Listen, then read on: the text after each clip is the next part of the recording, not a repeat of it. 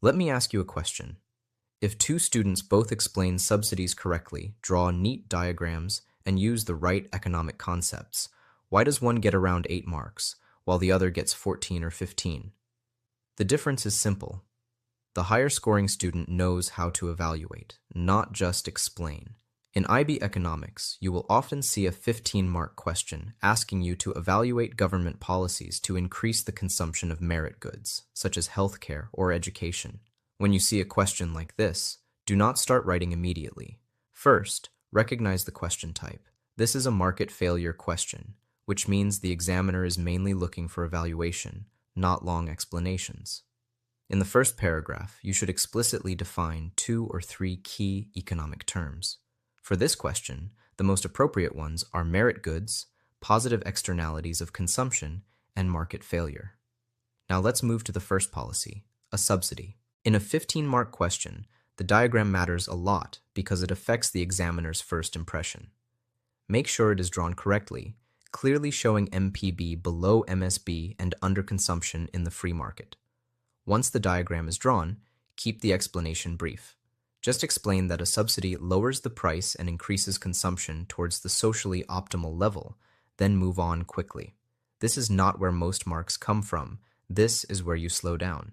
In a 15-mark answer, your evaluation must be balanced and objective, meaning you consider both advantages and disadvantages. When evaluating subsidies, always think about opportunity cost. Government spending on subsidies means less spending elsewhere, such as housing, transport, or other healthcare services. So even if consumption increases, the policy may still be inefficient if the same money could have produced greater social benefits in another area. You should also consider government failure. Subsidies may be poorly targeted, given to consumers who would have consumed the good anyway, or set at the wrong size. This can lead to waste and limited impact on underconsumption. For example, in England, higher education is subsidized through the student loan system.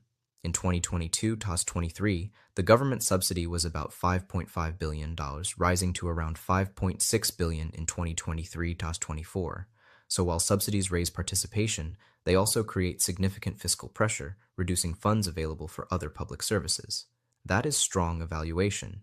Your second policy could be advertising or information campaigns. Again, the diagram must be clear and accurate, showing MPB shifting towards MSB. Explain it briefly. This policy targets information failure, not price. Then move straight into evaluation.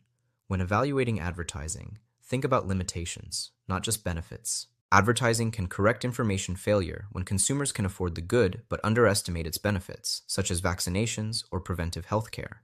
However, it relies on behavioral change, which is uncertain and often slow. Even with information, some consumers may still ignore the message. For example, during COVID-19 vaccination campaigns around 2021, governments spent heavily on public health advertising. Although awareness improved, vaccine hesitancy remained, so consumption did not fully reach the socially optimal level. This shows that advertising can help, but its effectiveness is uncertain and difficult to measure. Now for the conclusion, do not repeat what you have already written. A strong 15-mark conclusion should add one more layer of thinking. You should explain under what circumstances each policy is more effective. For example, subsidies are more effective in relatively rich countries because governments have stronger fiscal capacity, so subsidies are less likely to worsen the government budget significantly while still lowering prices. In contrast, advertising or information campaigns are more effective when the main problem is information failure, and affordability is not the key issue. This shows the examiner that you are making a judgment based on economic reasoning, which is exactly what a high-scoring 15-mark answer should do. No matter whether you're preparing for an in-school test, working on a homework assignment, or getting ready for an upcoming public exam, I hope this video has been helpful. If you found it useful, remember to like the video and subscribe for more IB Economics exam tips.